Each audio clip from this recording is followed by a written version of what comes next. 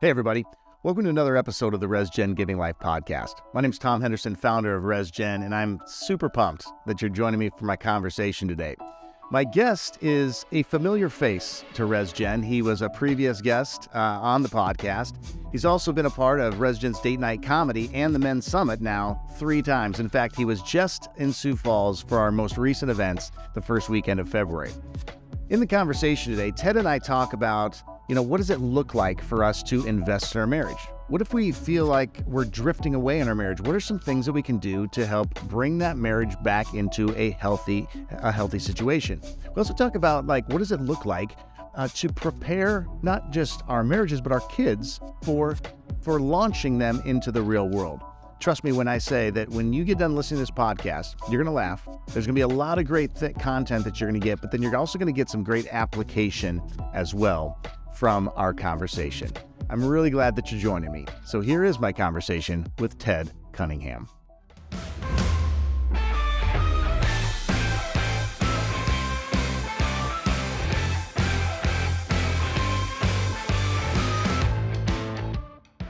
Ted Cunningham, welcome back to Sioux Falls and the RESGEN Giving Life podcast. For having me. Man, this is the third time to Sioux Falls and the second time in this booth, man. Yeah, you didn't have a podcast the first time. No, I didn't. I mean, this was a pandemic birthed podcast. Everybody got creative and had to. And now everybody has a podcast. Get online. That's what it is. Everybody's got a podcast. So anyway, it's good to have you back here.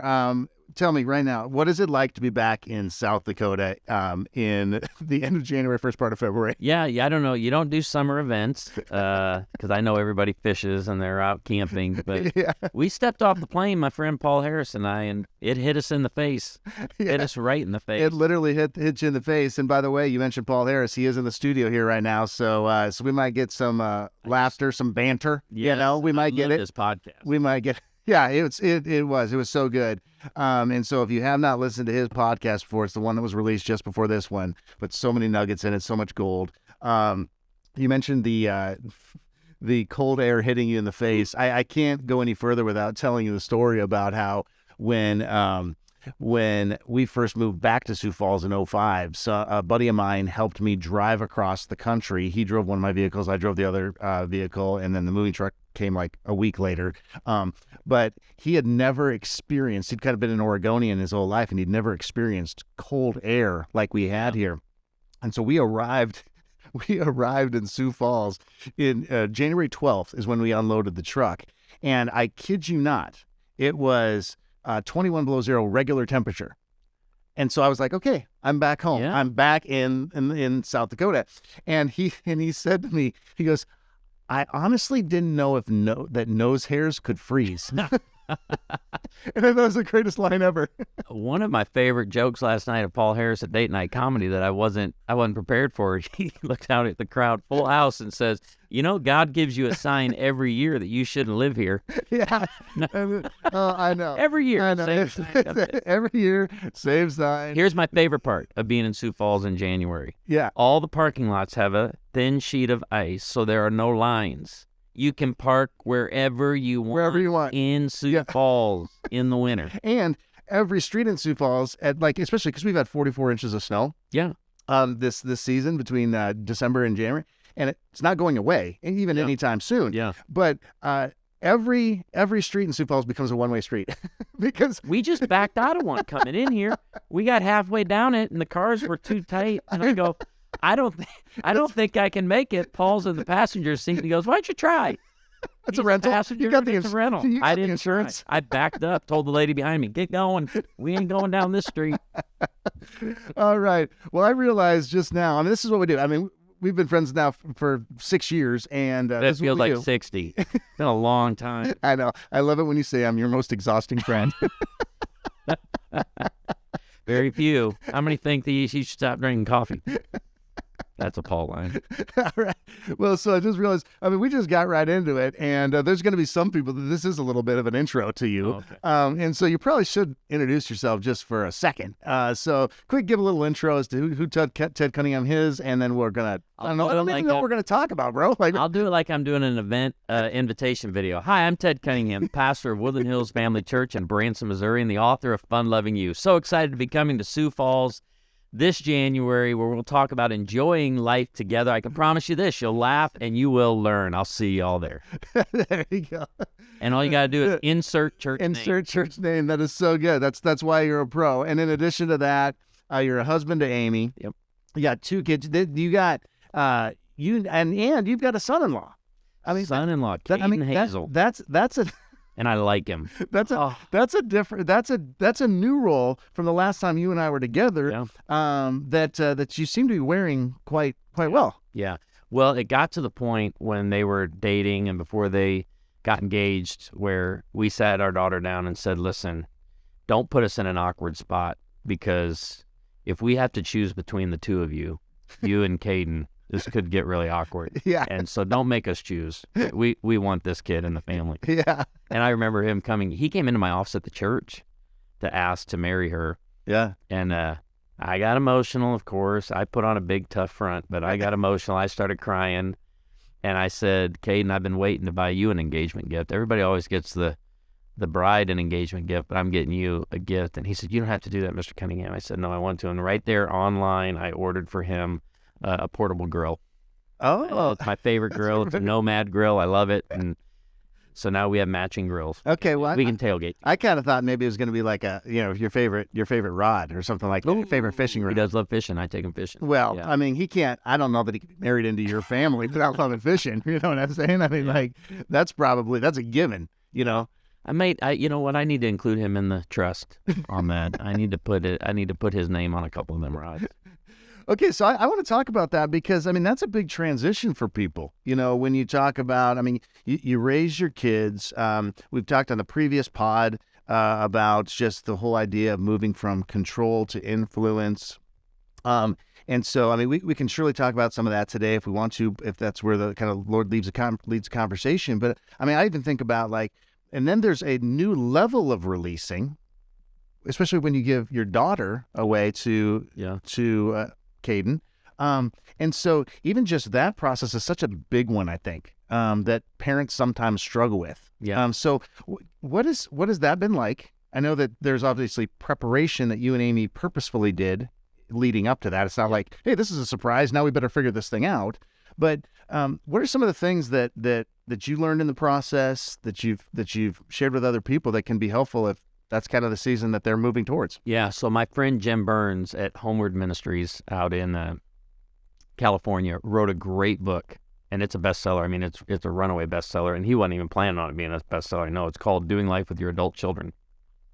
The subtitle alone is worth the price of the book, and if you will listen to the subtitle, you got all you need to get, and we've been living it. It's been our core value with Corinne and Caden now in their new marriage, and it's simply this: keep the welcome mat out and your mouth shut. And you're going to have that's how you keep influence. Yeah. Keep the welcome mat out and your mouth shut. We've always told our kids our house and our marriage, our home will always be a safe place to land. We always want that. I wrote that to Corinne in her letter I wrote her for her wedding and gave to her. I'm going to get ready to write it to my son as he heads off to college. Yeah, but I want to be a parent of influence, and I lose that influence every time I try to take back control. And so for me, they come over for dinners a lot. I love, grilling and smoking and all that on the green egg. And so they know they're always welcome. And there are moments where I just am like, and you got to, I don't know who told me this. This is another great parenting tip. Freak out on the inside, not on the outside. And I give you a great story. My kids travel with me all the time, and Caden has become a wonderful driver for me. So I have a lot of events that are 5-6 hours away. Yeah. And I say yes to, I try to say yes to as much as I don't have to get on a plane.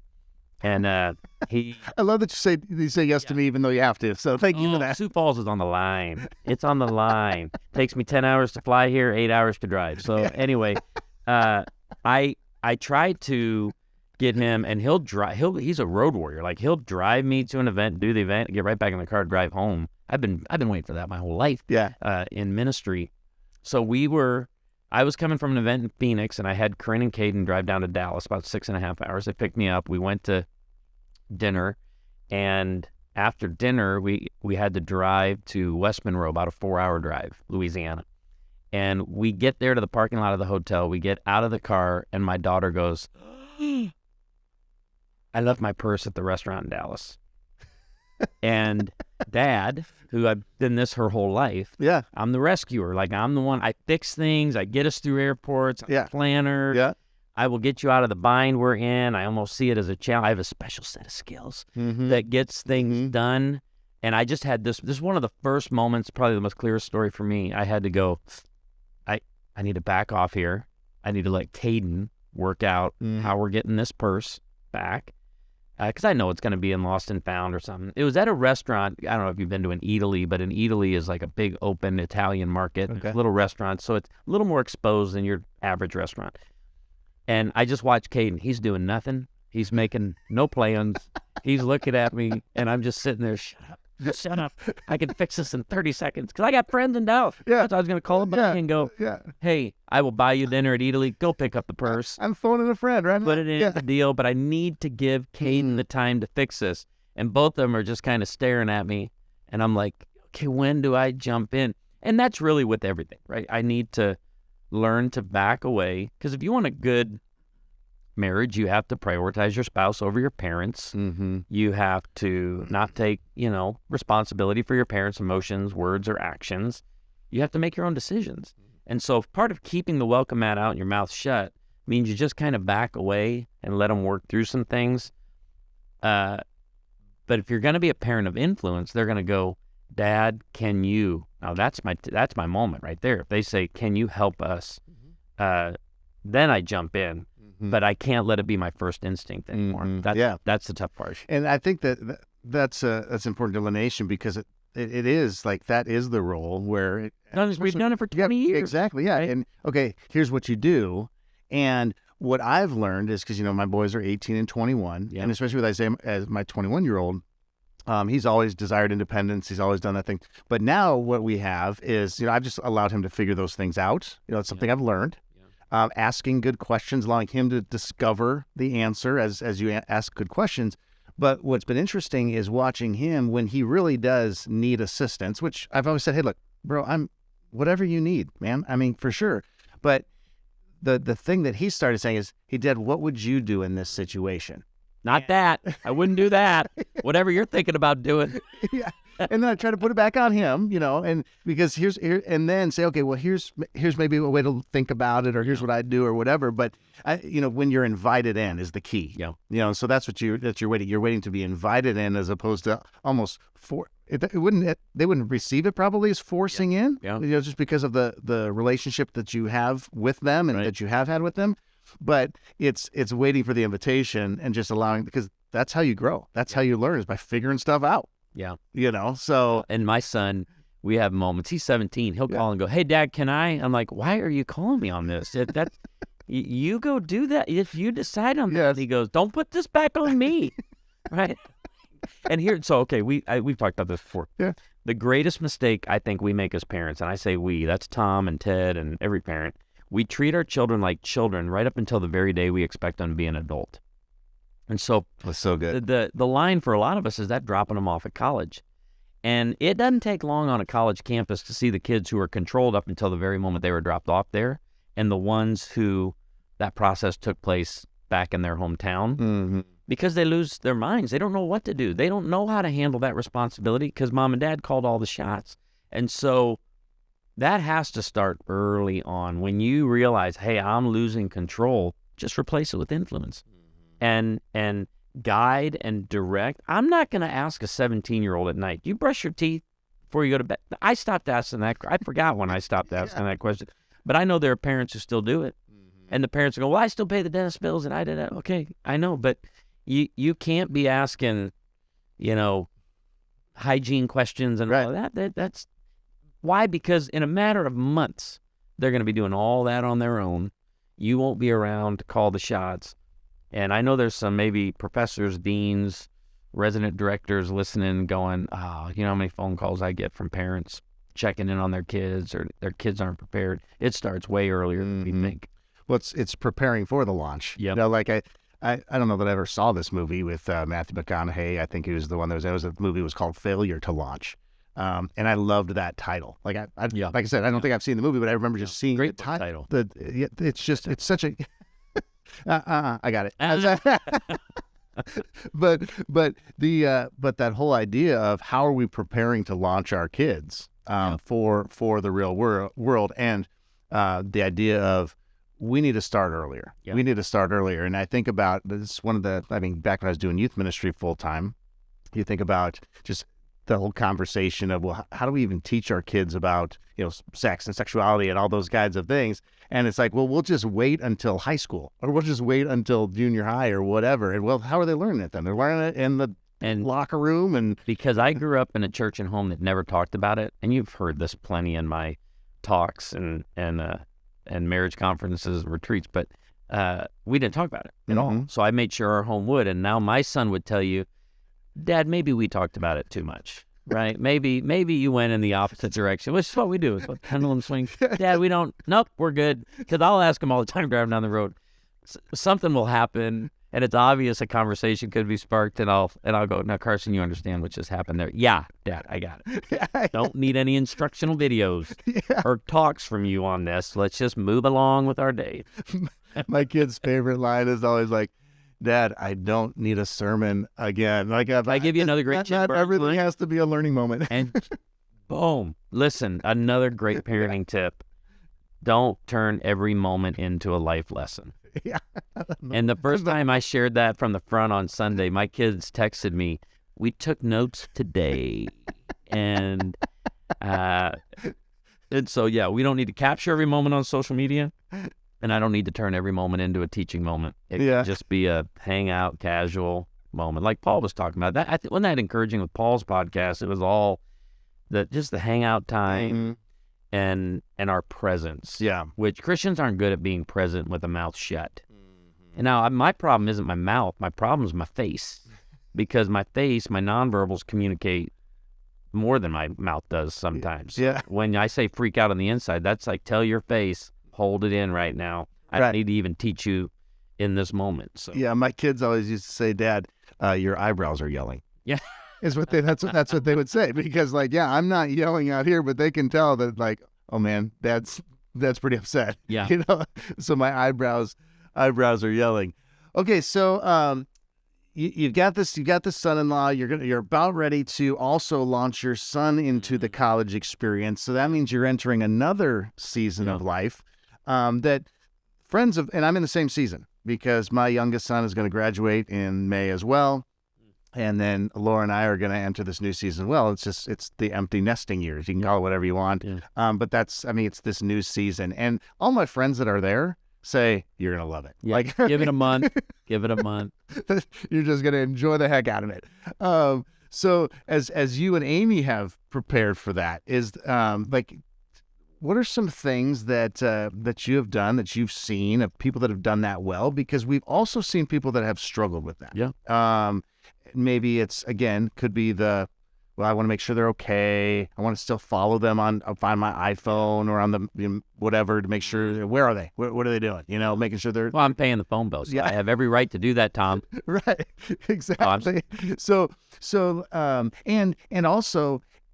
even the whole, and this is, I know you're very, very passionate about this, and I think we've talked about this, why we resonate together with this, is the importance of having that relationship with your spouse, because so many times our lives are so centered around our kids that the minute they do leave the nest, all of a sudden adults are going, oh man, what do we really have? Yeah. Here's what we don't talk enough about in counseling, coaching, marriage, ministry, and that's timeline. We don't have the timeline conversation. So for example, I actually last week talked to a guy who's been dating a girl for 6 months, and he wanted my advice and counsel on next steps. Well, he's family planning. He's ready for engagement. He's ready to have the child. He's ready to get this whole thing going because they're in their late 20s. Yeah. So it's a lot of people in that season stage of life. She's back here. So even in early on relationship formation, I said, hey, you only got one choice here. You don't have two choices to pick from. Or you do have two, but I think you're wanting the first one. You either come back and meet her where she is on this timeline and go together with her, or you can stay up there and be very frustrated because she's not where you're at yet. She wants more time. It's not a no. She's not advancing in the timeline to where you are. Now take it all the way to the other end when I counsel with a couple who loses a child. Grief has no timeline. Mm-hmm. Grief has no direct path. Mm-hmm. Why do couples get to the point, not just drift, but a strain and conflict and couples divorce after the death of a child? Is because same thing. I've grieved, I've mourned, I'm here, you're here, and it'll, even if it's not said in words, it's expressed like it's time to get on with this. Mm-hmm. It's time for us to get back to work, get back to life. And again, sometimes you go into a stage of grief and you go back into another one. So it's not a direct path. There's not a timeline, and couples aren't on the same page. Exact same thing with empty nesting. It's a timeline thing. I had a lady in the church came up to me after their third child left home, and her husband was an elder, and I know in August every year there's going to be some emotional parents that have said goodbye to kids to college. And her name's Sonia. She lets me share the story. She came up to me and she goes, "You know what? I don't need any jokes from you today, Ted." I mean, she was kind of serious. She's pretty much, "I don't want you, and you don't even." And I had to avoid her for a month or two because I have my little, untimely jokes on the empty nesting stuff. But here's the best. Sonia came up to me at Thanksgiving, big smile on her face. She walked up to me in the lobby of church one day. I go, "Hey, Sonia," and she goes, "Hey, I just want you to know I'm completely healed. I'm good." But it took her months. Yeah. Okay. And so some it may be weeks, some it may be months. So I've just encouraged couples. It's a timeline thing. Amy and I have already had that conversation. Driving back from college, one of us may be more emotional than the other. And part of empathy is just, you're hurting and that matters to me. That's it. So wherever you are, I'll join you there. I'm not going to invite you to where I am. That's the worst thing we can do when we're not on the same pace with something. But we don't know. I can't speak with authority right now, or I can speak with what we know from research and all that, but right. I can't speak from personal story yet. Carson tells us, "Oh, you guys are going to be such a mess." And he's always been the one. When his grandpa died in Rochester, Minnesota, great-grandpa died. He was 7, Corinne was 9. We're all a mess. We were all at his bedside when he went to be with the Lord. And we walked out of the room. Everybody's a mess but Carson at 7. And my 9-year-old asked Carson, "Matthew, why are you the only one not crying in this family?" My 7-year-old looks at her and goes, "Corinne, I have learned to control my emotions." At 7? At 7. And that's been him pretty much. Yeah. There's not a lot of salt run down his face. He, like funerals especially, and I'm a mess. I cry often and wipe tears away often. And he always would just come up to me and stand by me. Like that was his empathy. He just kind of lean into me, but just stone cold, right? Face. But he's told me, I have said, I go, "Carson, do you think when we're hugging goodbye at college, you think you're going to cry?" He goes, "I might." He goes, "Let's just say I'm open to it." The kid drives me crazy. I love that. And what I also love is that Corinne broke out the first and middle name. Like he was in trouble. He's in trouble. Carson Matthew, you should be crying like the rest of us. You insensitive punk, But even that, though, that's interesting. And obviously that's a 7 and 9-year-old. But a lot of times we feel like, even just in relationships, well, I'm responding this way, so you should too. We invite people to where we are rather than going to where they are. Yeah, so I think that's ministry 101 stuff. Right. Yeah. Now, I got to tell you, so here's, and, last night you kind of talked about the whole, and for those other listeners, again, we do an event called Date Night Comedy here in Sioux Falls, and both Ted and Paul were a part of that first weekend of February, and so that was about a month ago now, and one of the things that Ted talked about there was this whole idea of NBD, no big deal or whatever. And I got to tell you, so, and I got home late, last night and trying to, getting everything ready for, of course, date night tonight, our pods today. We had breakfast this morning and then the summit on Saturday. And so we kind of unpacked the night a little bit and just, had our daily delay, which we're going to talk about that. I know that. What time did you do the daily delay? Last night? Yeah. About 10:45. Oh, no. Yeah. No. Yeah. Hey, listen. It's late. Yeah, I know. But listen, what's right for you isn't always right for me. That's come to where I am. 6 a.m. 6 a.m. we're here. Yeah. Okay. My wife would be like, "No, we're delaying that a lot longer. 6 a.m. does not work for her." But at any rate, when we didn't even really talk about that specific, thing in our conversation at the breakfast bar last night. But I noticed that when I was getting ready this morning, she had written, sometimes we write notes on our mirror with like a dry erase marker or something like that, in getting ready in the morning, whatever. And I noticed that she had written NBD with a heart in it. And here's what's funny. So I don't know, this is probably a little bit too, I don't know, maybe it's just a little bit too much information, on a podcast to say, but I was like, oh, I got to take a picture of that and send that to Ted, that it says, no big deal on our mirror. And then I realized, wait, I just got out of the shower. If I send this picture to Ted right now, I shouldn't do that. But I wanted to tell you that was something that really did, stick with Laura, and and then I came downstairs and I'm like, oh, that's a good principle for us to remember in our life, because a lot of times it can be of saying like, okay, you need to feel the way I feel, or you need to respond the way that I respond, or why aren't you upset, or when, and why did you do this and all this, and getting better to say no big deal, and what does that really look like fleshed out in our life. Yeah. So that was good for me last night. And a different way is not the wrong way. Mm-hmm. That's a big deal. The way your family did it is not the way my family did it. But that's why I'd always love to use that. I go, where I learned how to do this on earth. Yeah. I don't know where you got your ideas and thoughts from. I think that's one of the keys for us, is always remembering my spouse's opinions and feelings are not an attack on mine. And we often see them that way. Mm-hmm. And so we just get defensive for it. But I can enter into it, listen to you. Doesn't mean I agree. And when we disagree, it doesn't mean I'm mad. Mm-hmm. I can enter into that. And, I had a guy years ago tell me, we were talking about take the knee. I don't know if I've used this illustration here in Sioux Falls. Yeah, I remember that when, I think that was one of the first, I think, it was at that summit a couple of years, you show the picture and you're like, is this can we listen to those? Yeah, can we listen to those who are taking a knee? Yeah. And it's a controversial, subject, obviously, and people would come up to me and go, well, I disagree with you. And I'm like, how do you disagree with me? I never shared my opinion on take the knee. I just asked, can we listen to him? And the Bible says, to answer before listening, that is folly and shame. So, listening is key. And I just remember a guy, a radio host said to me, he got really fired up with me. And again, I never shared my opinion. I think my opinion is real simple. It's how I was raised. When the national anthem plays, you stand up, you take off your hat, you place your hand over your heart.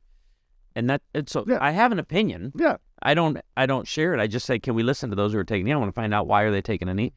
And this radio guy goes, I can't listen to people who disrespect me, and I'm never going to listen to someone who disrespects me. And I don't know if the Lord gave it to me or if it was just me being snarky. I said, well, then you're going to have a real hard time being a parent. I go, so you gotta, we have to listen and stop being so offensive. But that's the problem right on social media. So, I want to be a person of understanding, but it's the fool that is only interested in expressing his opinion. And that's social media. Social media has conditioned us to express our opinions and not stick around for a conversation. Yeah, completely. Yeah, I can and we call that's rude, in my opinion. If I walk by a table, we were just at the original Pancake House today, us and 4,000 South Dakotans. It's 9 a.m. and people got jobs. Why is everybody in? It's a 30-minute wait. I know. And if I were to walk by a table and hear someone talking, and I just keep walking and just vomit my opinion on the table and keep going, you go, that was rude. But we do it every day on social media. I'm not interested in what your thoughts and opinions and feelings are. I just want to get mine out. Right. And the Bible has one term for it: fool. Fool. The wise person knows how to restrain words. The wise person knows how to listen for understanding and get into the deep waters of another person's heart. And that's what I want to be. And you can't be a person of understanding if you're threatened every day by the opinions and feelings of others, the opinions and feelings of your spouse or of your kids. My son, he tells me all the time, he goes, Dad, I'm grateful I'm not raised in a legalistic home. And he knows I was, a very legalistic church. And so it's and again, I can swing the other way. I get that. But sometimes my kids ask me questions just to see how I respond. I always love that. I love when your kids get old enough to see what triggers you. Yeah. And he the other day came up to me, he goes, "Hey, Dad, I'm thinking about getting a tattoo." And I was like, "Oh, yeah, what kind you getting?" And he goes, "All right, not the response I was thinking." But he said, "I'm just grateful that, we try to keep the main things in our home. And my kids have different opinions than I do on political issues, on things going on. So the pandemic, my kids were the most obedient citizens. I didn't learn until the pandemic and having teenage kids that I'm one of the worst citizens you've ever met in your life. I could do a better job, following. And I know who I'm talking to on this podcast too. There's a lot of you terrible citizens, but it was my kids coming up to me, and even during the pandemic, man, we're just going at it, having fun. But honestly, there was a lot of non-essential issues being discussed during the pandemic, and I've really tried to maintain in our home and in our life. Let's keep the main thing, our walk with the Lord and with each other. And there's this whole list of non-essentials that we're going to disagree on. Sometimes we'll be on the same page a lot of times, disagree on other times, and that's okay. I'm not, and I don't know, maybe that's age, Tom. Maybe as we get into our 50s and 60s, we're like, we all the fights out of us on that, because, in your 20s and 30s, I think you enjoy fighting on those non-essential things, but. Yeah, and maybe it's understanding that you've already done some of that, and you're like, where did that really get me? How did that further relationship? And at the end of the day, I mean, it's about relationship. And I think that even just as husbands and wives and as fathers and kids, and we get engaged in these discussions that really are, at the end of the day, non-essentials, to use the word, or they really are not that important. But yet at the time, it just seems like you're just in it, and you're like, but if we would do so well if we would just stop talking, and say, and take some time, take a breath, and move on. I think that's, so you mentioned the, the pandemic, and I am interested. I am interested in knowing, just because you're in leadership. Obviously, you've been at the church for 21 years, and I think that experience that we all went through together. Oh, you didn't, South Dakota. I had to let everyone in South Dakota remind you, that was great last time. Oh, I forgot I'm in South Dakota. We had a pandemic. Yeah, so it was a little different here. But so what are some of the things that you learned about leadership during that time? That have been beneficial, that you did learn, that now that you're carrying into just knowing more. So we were grateful because a big, churches today can fall into a lot of hype. Like hype. I'm not a hype guy. I love to have fun. I obviously love to laugh, but we say at our church, hope not hype, because the flashy can fade away. Yeah. And I'll be honest with you, we had no flashy in March, April, May, June 2020. I think the thing that we did early on in the pandemic that I was grateful for is we realized this was, and a lot of people did not process the pandemic like grief, but it was national and worldwide grief that we are going through. So we know the stages of grief. And the first one is shock and denial. And that hit us all at the same time. We all were in denial in the end of March, going, this ain't happening. What is going on? Oh, just a couple weeks. We can do a couple weeks. We can shut down a couple weeks. But if you remember, we had a ton of unity. I think we did early on. Everybody's on the same page. Yeah. And I mean, that was before we heard the term PPP. That was before we had any thoughts of how a business. No one knew how to move forward. But then when we entered into the anger stage, which came late spring, early summer, and we just fell apart as a nation. But when I shared with our staff, I said, hey, let's, and we had on our board in our conference room the 5 stages of grief. And I said, let's follow these as we prepare, as we reopen, as we preach, teach, lead ministries, because I think there were a lot of churches that were tone deaf during the pandemic, and they were leading at stages that people were not in. So, because that last stage is what? Acceptance. Well, I knew pastors that moved to stage 5 by April. We're here. And it's well, the reason no one is with you is because they're not at that stage. Yeah. You're preaching at that stage. You're leading at that stage. And this isn't about opening or staying closed or whatever. This is about just what people were feeling. And we processed through that, and I thought that was the thing I was so grateful that we did. I think we were closed 8 weeks, and then we opened up, and obviously we opened up to a third of our people coming back, and I mean, it was like most people. We've recovered and then some. We have, since the pandemic, our new members classes, we can only have 90 people at our new members class, and so and it's a dinner, and it's real nice in our chapel area. And I ask at the beginning of each new members class, raise your hand if you moved to Branson, moved to Missouri in the last 12 months. And for 21 and 22, it was every hand in the room. Mm-hmm. They had moved in, and so that part in leadership really, we were pastoring a new church. It felt like we lost half our people and replaced them all with brand new people. And so I think sometimes you've heard the expression leadership leaks or vision leaks. And sometimes I feel like a broken record when I restate our vision, restate our purposes or mission. But that was of utmost importance throughout the pandemic, was to restate your mission and vision, because you had so many new people. Mm-hmm. We also didn't get big on the online game. I know I have friends that tell me I'm crazy for this, but I think we blew it. A lot of churches thought people were missing content. So, I mean, they were just pumping content out every day.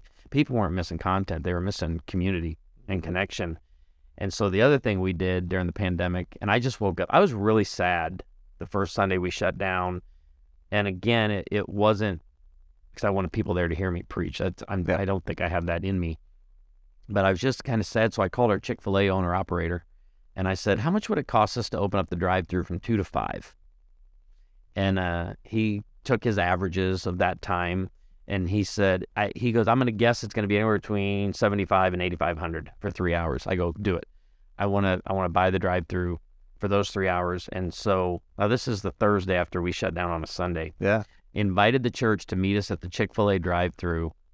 We had mile-long lines in every direction of that Chick-fil-A. He came up to me 45 minutes in. He says, we're already at the 7,500. And I mean, people crying, going, I get emotional when I drive through Chick-fil-A every time. Right. But, I mean, listen. But this was a new kind of emotional. This was, as Johnny W. says, the Lord's chicken. People, my parents drove by. I had friends drove. They didn't even bother getting in line. It was so packed. Helicopters came over. We had nothing going on in Branson. Yeah, totally. Chick-fil-A drive-through. Which there's always something going on in Branson. And we had to stay open. Oh, he comes to me a little bit before 5. There's still cars as far as the eye can see in 4 directions off of Chick-fil-A. And he goes, you want to shut it down? Oh, do you want to shut it down? No, I ain't shutting the thing down. We spent $28,000 on Chick-fil-A in 4 hours. And that started something. I mean, just the buzz. It was so good to see everybody that we were in cars waving. So for 8 weeks during the shutdown, Thursday was our meetup as a church. And we did Andy's frozen custard. We did donuts. We did a Mother's Day drive-in. We did a graduation one. And I mean, packed it out with people going, I can get in the car. I can go drive through this. Yeah. So I think we focused on grief and we focused on community. Mm-hmm. And I think, and what it really did was it downplayed the politics of it all. Mm-hmm. And again, I'm very outspoken and I have my opinions and viewpoints. You know which way I lean when I'm sure, totally. Preaching. Yeah. But I just focused on other things, and I feel the Lord honored that in our church. And I think what you said is, I mean, obviously you came at it there from your role as pastor and leading the people in the church context. But I think about the principles that you just shared are transferable to whatever line of work, people are in. And number one, it's focus on people, caring for people, meeting them where they're at, and finding ways to give them connection. Because otherwise, if it just becomes about their work or about hey, meet where I'm at, do the thing that I need you to do, you'll get that. For a time or for a season or whatever, but it's not necessarily, giving them life and creating a relationship there that will be a life-giving environment. And that's, I think, what the beauty of what you just described is that it gave people life in an unexpected way. Yeah. Sometimes I think that's such that's a powerful tool that we probably don't tap into enough. Yeah. That I've never, I don't know, that's just kind of what came to my brain as we're talking here is how can we give life to our employees, to our spouse, to our kids, to some rando that we interact with at some place, in unexpected ways. I think that's what Jesus did. Yeah. I mean, Jesus consistently met people in unexpected ways. Yeah. And it opened them up for life change. But it opens them up for a relationship, and it's kind of like comedy. I learned early on in being a communicator is that if you can get them to laugh, you can get them to learn.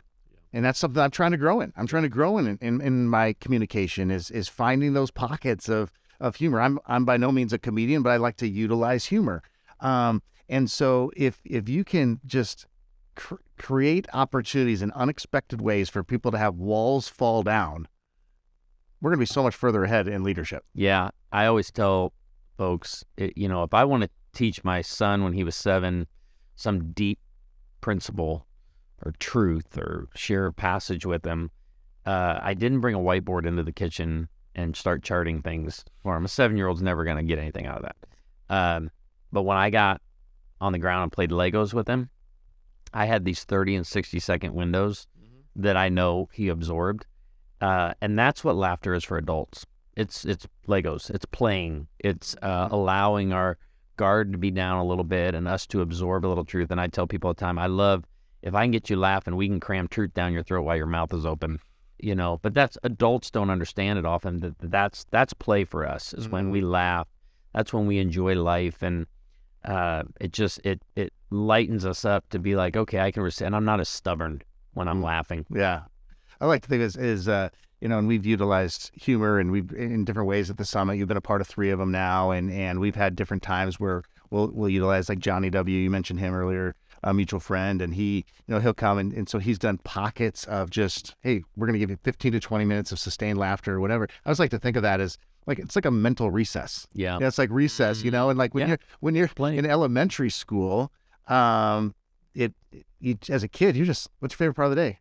Recess, and I like math. No one's saying that. Well, you did, but no, I hated math. But like, I never went to recess because I was still getting that worksheet done in the amount of time you had to do it in like 3 minutes or something. That's dumb. Right. Just dumb. Oh, okay. So we've only got a little bit of time here left, and so I want to make sure that we talk about a couple other things before we run out of time. Number one, this seems to be a season, at least I'm experiencing a season that, as I'm talking with people, men, is that marriage is just, it feels like a grind. It's challenging. It seems like the enemy's really attacking marriages, and so I want to visit with you just for a few minutes about ways to bring life into your marriage. Yeah. Because for many people, this is going to be an introduction to you. So they maybe haven't heard you talk about this before. And I mentioned the kind of the daily delay stuff. And so I want to talk about that. But I just want to talk about simple ways to infuse life into marriage and in a way that brings health. Yeah. So we know marital satisfaction is based on factors and skills couples can do something about in any season or stage of life. So if you're going through a difficult season or stage, the factors and skills are something you choose. You don't always get to choose your seasons and stages. Yeah, that's good. But you can do something about the factors and skills. And I mean, we've got a lot of them. I love Song of Solomon, chapter 1, verse 4, where the daughters of Jerusalem say over Solomon and the Shulamite woman dating at the time, we rejoice and delight in you. We praise your love more than wine. And I use that in Branson, Missouri, which works as a country music capital of the world, Paul Harris. I know Nashville's up there, but we still got more seats in Nashville. Notice I took on Paul's accent a little bit when I started. Listen, it's hard not to. Anyway, it's hard not to. But we say every marriage is a duet in need of great backup singers. So one of the factors and skills, if your marriage is headed toward drift, is do an assessment of who your backup singers are. Because you may have some voices of influence in your marriage that you need to turn down or mute altogether. So if you're going through a difficult time, lunch with the jaded coworker, probably not a good idea. I'm not saying you cut this person out of your life and never talk to them again, but they don't need to be speaking into your marriage. It may be a mother-in-law, a father-in-law, mom, or dad. It may be a family member. It doesn't mean you don't go home for holidays or family gatherings, but they're just not going to be a backup singer. They're one you muted or turned down. Then lean into voices that are rejoicing, delighting, and praising your love. And the jaded coworker who just went through a bad breakup probably isn't going to be rejoicing, delighting, or praising your love more than wine. Backup singers are key. We teach this to our kids, right? Bad company corrupts good character. Yeah. So same thing with our marriages. So choose your backup singers carefully. Good.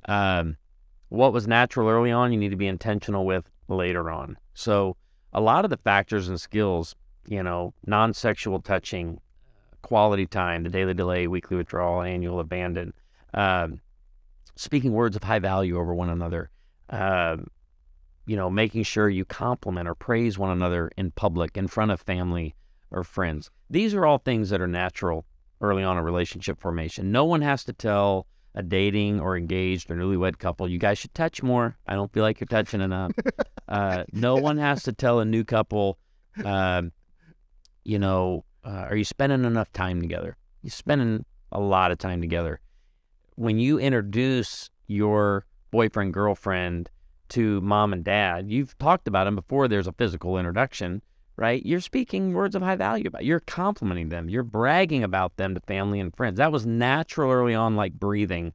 But after you've been married a while, all you need to do is be intentional. We love to use the term marriage is hard work. Marriage is a grind. It's difficult. It's challenging. No, it's just be intentional. Just be intentional with what was natural early on. And this is the cool thing. If you'll be intentional with those factors and skills, they can feel natural again. That's what I love about it. Mm-hmm. There's not a day, I can't think of a day in recent years where I felt like my marriage was work. Your marriage needs your attention.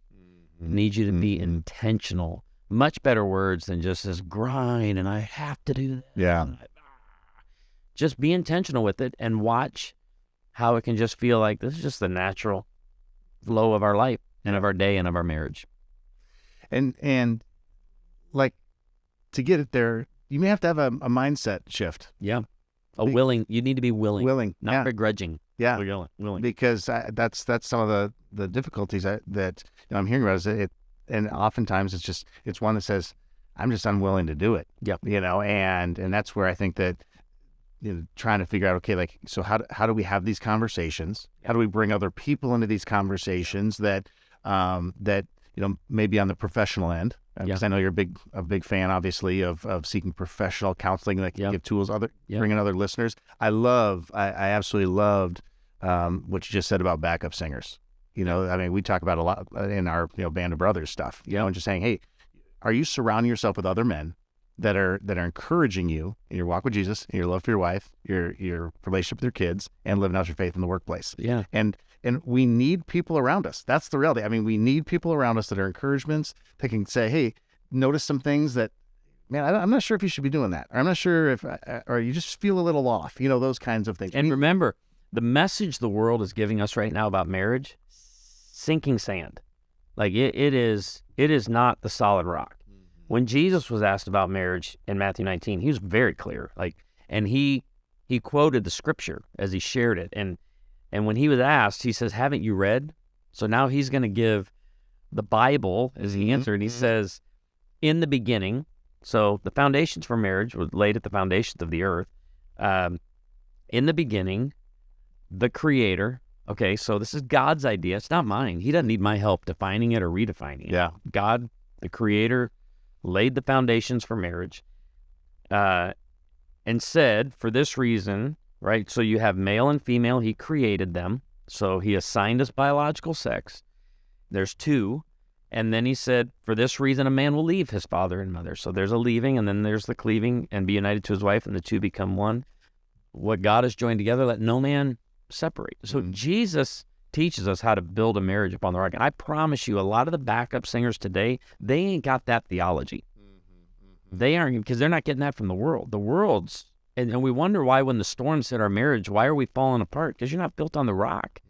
You're built on the just shifting sand and whatever way the wind blows in culture and whatever we want to define marriage as or sexuality or gender as. And so no wonder marriages are in a mess. Get back to what Jesus taught, what Jesus said about marriage and what the Bible teaches about it, and build your marriage on that. No, that's so good. That is so good.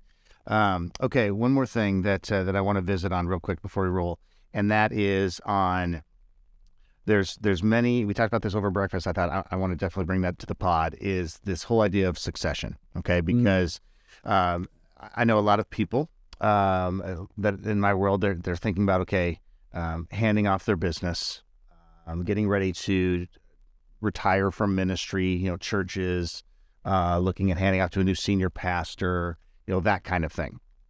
And so I'm interested just on, as you think about it, this church, 21 years old, or 21, you've been the pastor of this church, founded the church, and you're not going to be there forever. Nope. 5 to 10 years. 5 to 10 years. And you've been vocal about that with your congregation. Yeah.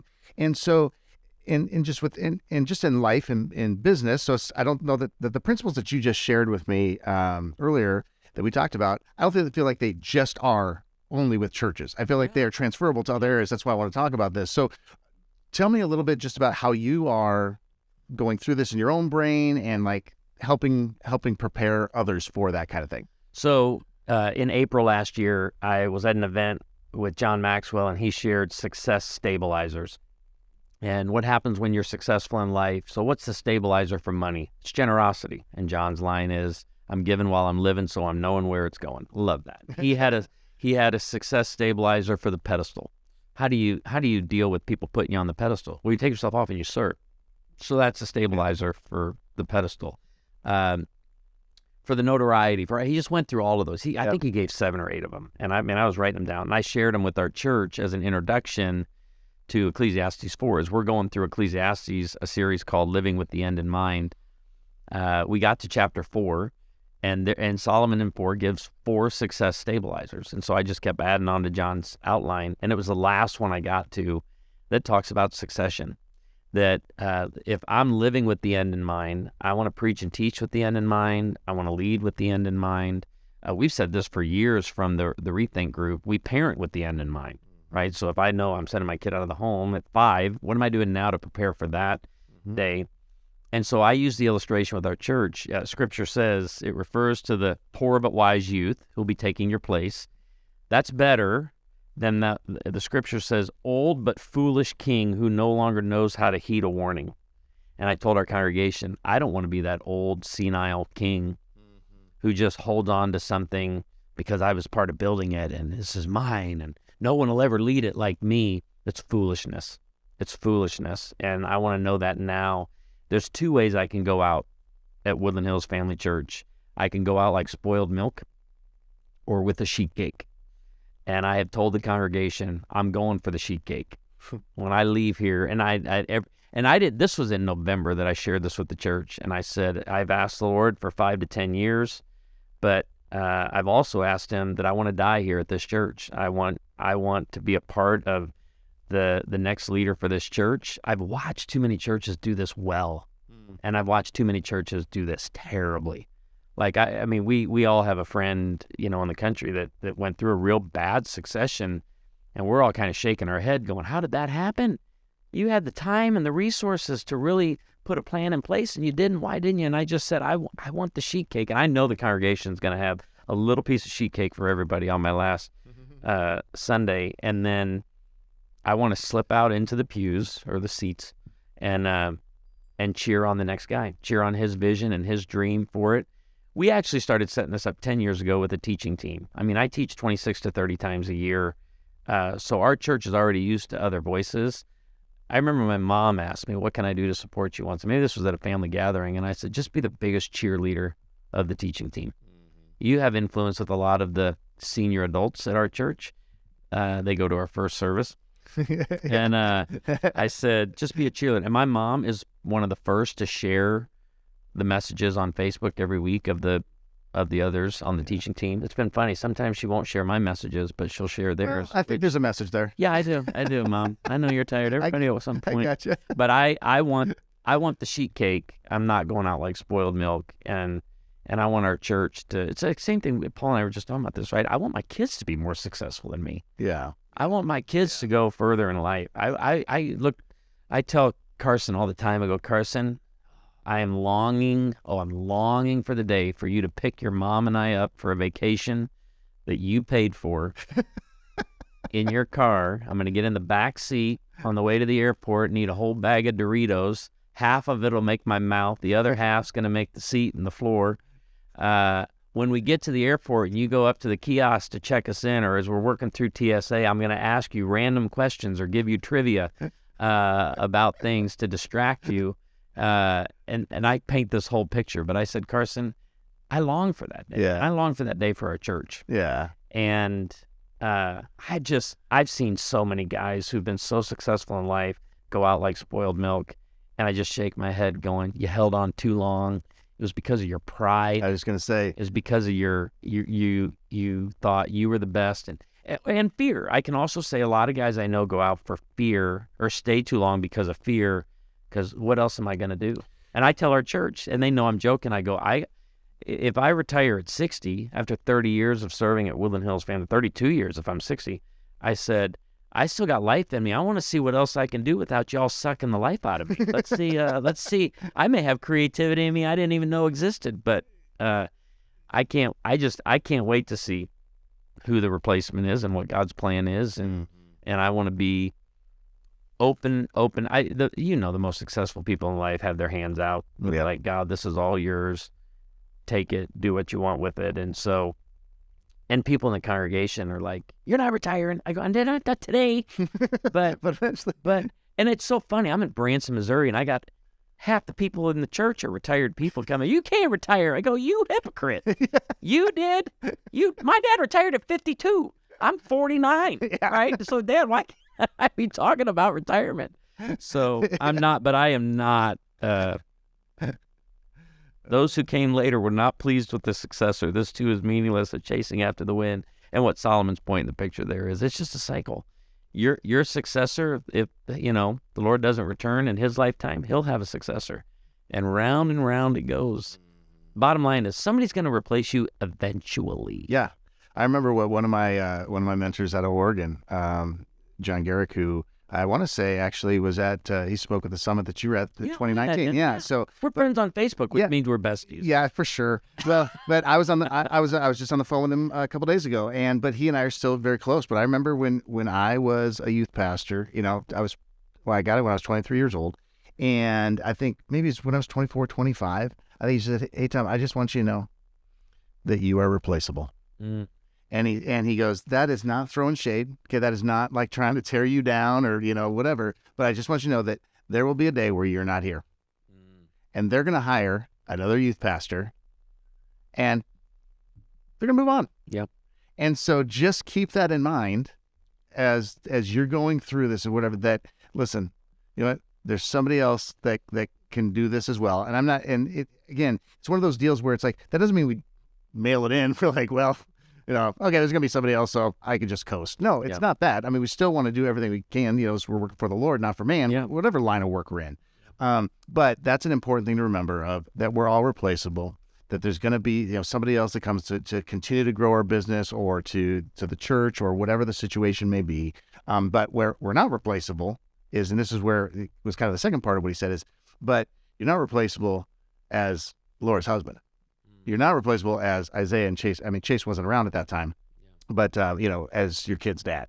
Yeah. So make sure that, and that's the kind of stuff that Paul was talking about, we can crush it, man. We can crush it out here, and we can even have our succession plan and all this kind of stuff there. But, man, let's not forget, the home and just we don't want to be replaced there. Yeah. So that's great, Ted.